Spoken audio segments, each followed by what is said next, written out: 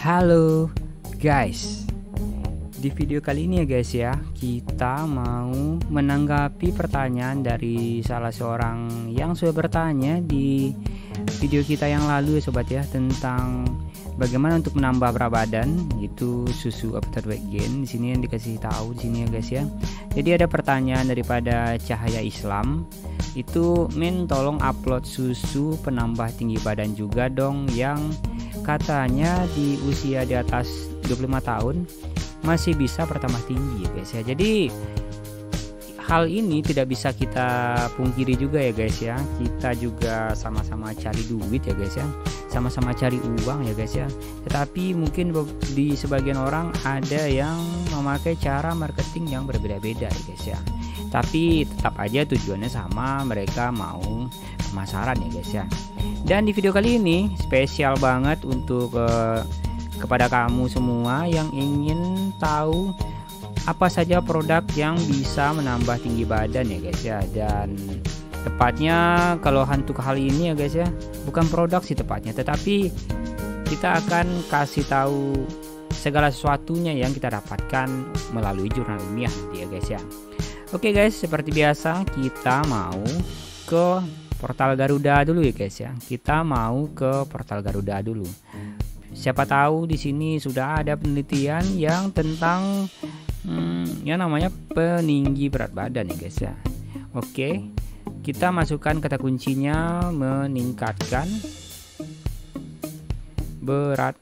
bukan berat badannya tapi tinggi badan.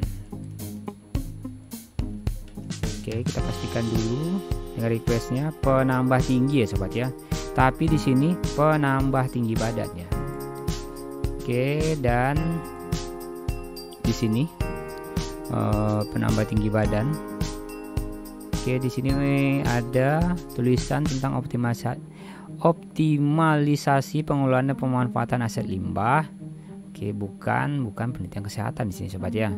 Oke, kita akan masukkan aja tinggi badan ya guys ya. Jadi tinggi badan itu ada 301 artikel ya guys ya. Oke, di sini pengaruh suplementasi seng ataupun ZN dan zat besi terhadap tinggi badan di usia balita. Tapi di sini berhubung yang ditanyakan itu di atas 25 tahun ya guys ya, otomatis jurnal ini tidak masuk untuk bahasan kita kali ini. Berikutnya yang kedua adalah tentang bobot badan, indeks massa tubuh, glukosa darah monyet ekor panjang. Oke, ini untuk hewan tentunya ya guys ya. Oke, habis itu ini untuk perbedaan tinggi badan sebelum tidur dan setelah bangun tidur ya guys ya. Oke, mungkin ini nanti aja kita bahas ya guys ya, kayaknya cukup menarik ini penelitiannya guys ya. Jadi sebelum tidur dan setelah tidur ini apakah berbeda tinggi badannya ya guys ya, kita akan bahas ya guys ya. Dan berikutnya hubungan tinggi badan dengan panjang tulang. Oke, ini etnis, penelitian tentang etnis. Efek diet tinggi kolesterol terhadap peningkatan kolesterol darah, bukan. Dan lingkar lengan atas dengan ini. Oke, bukan juga. Estimasi berat badan dan tinggi badan orang Jawa dari pengukuran telapak kaki. Oke, ini perbandingan aja studi kasus nih. Dan berikutnya upaya pelatihan dan pengembangan sumber daya manusia dan pengurus badan eksekutif mahasiswa di perguruan tinggi Brebes, bukan juga. Perbandingan beberapa rumus untuk memprediksi berat badan. Oke, bukan juga. Hubungan konsumsi susu dengan kalsium dan densitas tulang dan tinggi badan remaja. Ini mungkin ada hubungannya sedikit ya guys ya. Ada hubungannya sedikit karena di sini remaja dan ini sebenarnya sudah masuk kategori 25 tahun, ini sudah masuk kategori dewasa muda ya guys ya. Tetapi untuk perbukaan daripada video kita kali ini untuk remaja ya guys ya. Jadi ini sama sekali ada hubungan. Nah, oke, kita langsung download aja PDF-nya guys ya. Dan tentu saja kita akan lihat yang namanya ini abstrak ya guys ya. Oke, biar nggak bingung juga, kita langsung loncat ke konklusi. Oke. Kesimpulannya di sini rata-rata konsumsi kalsium dari subjek adalah segini. Dan yang masih jauh daripada kebutuhan yaitu 1000 mg. Artinya di sini dikasih tahunya konsumsi kalsium per hari itu adalah 1000 mg ataupun 1 gram per hari. Dan juga rata-rata konsumsi susu objek itu cuma 170 per mililiter ya guys ya, per mililiter per hari, dengan rata-rata frekuensi 6 kali seminggu. Artinya 6 kali seminggu itu dalam ya cuma Senin sampai Sabtu doang minum susu. Dan rata-rata konsumsi kalsium dari susu sebesar 250, artinya baru seperempatnya, dengan kontribusi dari susu sebesar 44%. Dari rata-rata ini indeksnya adalah 97%, dan rata-rata indeks dari remaja laki-laki itu lebih kurang plus minus tuh 104 ya guys ya, plus minusnya 18, dan lebih tinggi secara nyata dibanding ya remaja perempuan. Oke. Dan konsumsi kalsium dari susu dan konsumsi kalsium, kalsium dari susu dan kalsium dari non susu tidak menunjukkan hubungan nyata dengan densitas tulang dan tinggi badan. Artinya nggak ada korelasi gitu guys ya. Jadi dari penelitian yang telah dilakukan ini. Dan sementara jumlah konsumsi susu dan frekuensi minum susu yang menunjukkan hubungan yang nyata. Oke, di sini kita dapat highlight di sini. Sementara jumlah konsumsi susu, jumlah konsumsi susu dan frekuensi minum susu menunjukkan hubungan yang nyata. Artinya ada hubungannya dengan densitas tulang dan tinggi badan. Artinya semakin tinggi kita minum susunya guys ya, semakin tinggi, semakin sering frekuensinya dan semakin tinggi jumlah kita minum susu, maka itu akan menunjang terhadap densitas dan tulang ataupun tinggi badan bagi remaja ya guys ya. Jadi hubungannya dengan remaja di sini.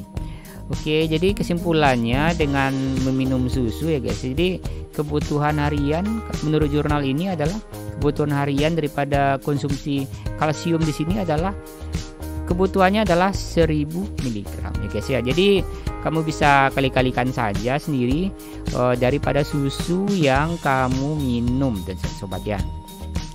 Oke, sepertinya kalau untuk umur 25 tahun itu mungkin saja itu akan mirip ataupun plus minus sama lah dengan remaja ya guys ya. Jadi kalau masuk kategori itu pembagian usia ya guys ya.